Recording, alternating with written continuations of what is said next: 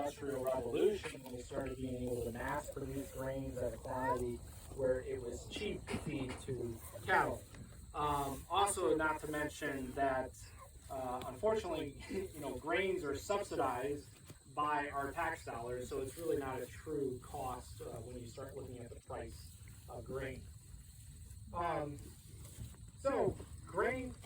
Grass-fed cattle, the reason we do it for them and their health is the fact that cattle, when they come into these pastures and they're grazing them, they are going to be very different than our chickens or pigs or even us as humans. As I would consume this wonderful lush pasture, very little nutritional value I would actually be able to absorb. A lot of it, though, for the cow, they're actually going to absorb a lot of this fiber by the microbes that live in their rumen. And those microbes are going to break down that fiber into valuable nutrients that then they can absorb and turn it into beef.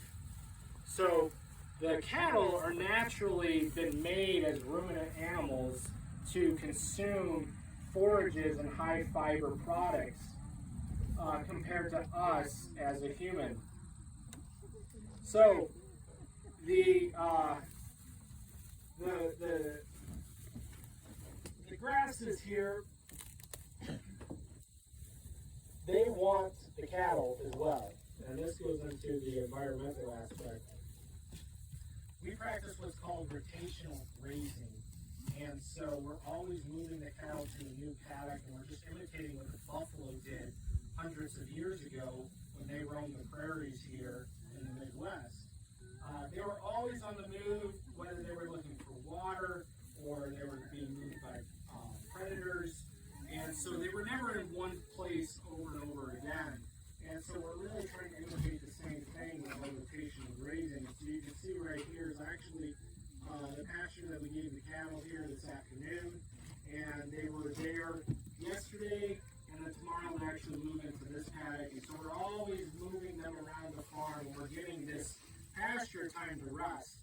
And we want to do that because these grasses, as they rest, they get to a certain level of maturity where they're actually more nutrient dense and abundant for the cattle to consume.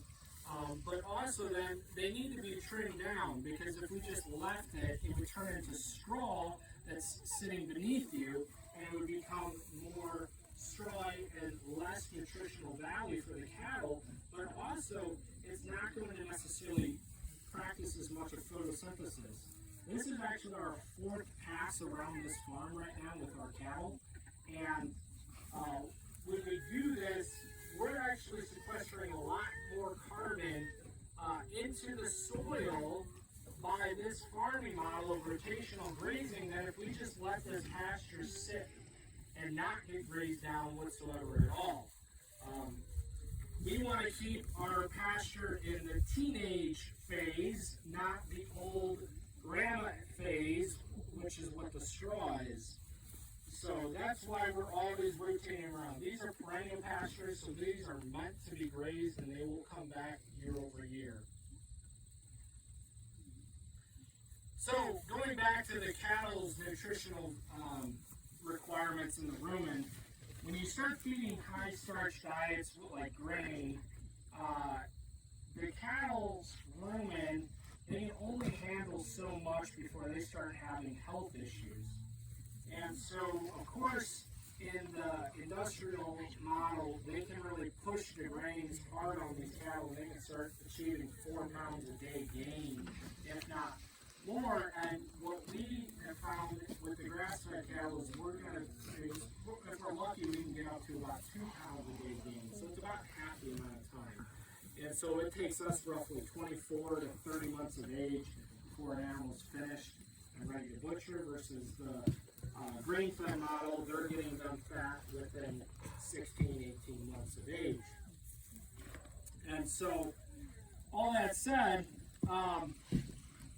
the cattle, when they eat these high-starch diets, it's very similar to like us eating a diet full of just candy, right? If we were eating lots of candy, over time, we probably have some health issues. And when I'm saying that, I'm saying not just like a little tiny bit. I'm talking about if you're eating lots and lots of candy, you're probably going to have health complications down the road. And that's how it is with these cattle when they're eating these high-starch diets. And so their rumen actually starts to go into what's called an acidic state, and they don't feel well. And so the industry has gone towards feeding what's called ionophores, and these ionophores are used to actually kill the bacteria that's making them feel sick. So it's kind of like an antibiotic, unfortunately. And so so the industry has adopted this to basically keep the cattle going on a grain diet, and if it wasn't for them butchering them for beef, they would eventually just die of liver failure or some other health ailments from all that high starch.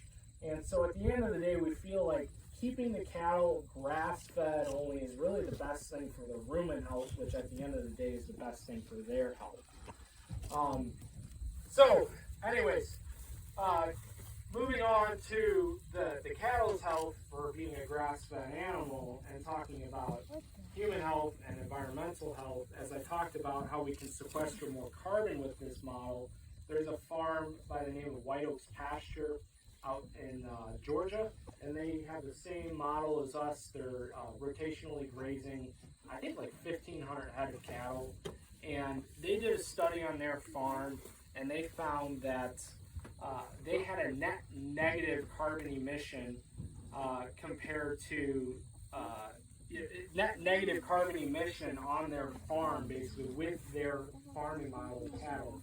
And as you guys all probably hear, cattle are the the evildoers of global warming and the reason we have it. But those scientists, they're looking at the industrial farming model of the grain-fed operations. They're not looking at the grass-fed operations. So, anyways, our friends at White Oaks Pasture in Georgia, they've kind of proven that this model is indeed better for the environment as far as carbon sequestration and lowering the carbon footprint. Long story short, I always like to tell folks the industrial farming model of planting row crops, going out there all the time to spray them and then harvest them and then trucking them to the feed mill and then processing the grain and then feeding it to the cattle and then having to truck all that manure out is burning a lot of fossil fuels. And then here, God created cattle with 4 legs and a mouth, and they can just poop all the manure out the rear end. So we just keep them moving around, and I have to get off my lazy butt and go move them and set up some poly wire. But essentially, that is this. We can actually do this a lot more efficiently by doing a rotationally grazing model versus a grain-fed model. All right, so that's why we do grass-fed, but also the last reason is for our health. At the end of the day, we want to make sure we're eating the best quality food and the most nutrient-dense food. And when your doctor tells you you got to eat less red meat, well, he's probably looking at it from the grain-fed perspective, where the omega-6s are high and out of balance and doesn't have as much nutrient density. But the grass-fed beef has been proven to have the perfect profile of fat as far as omega-3s to omega-6s, and it's going to have higher antioxidants, improved vitamins, and so a lot of research has come out to really show that grass-fed beef is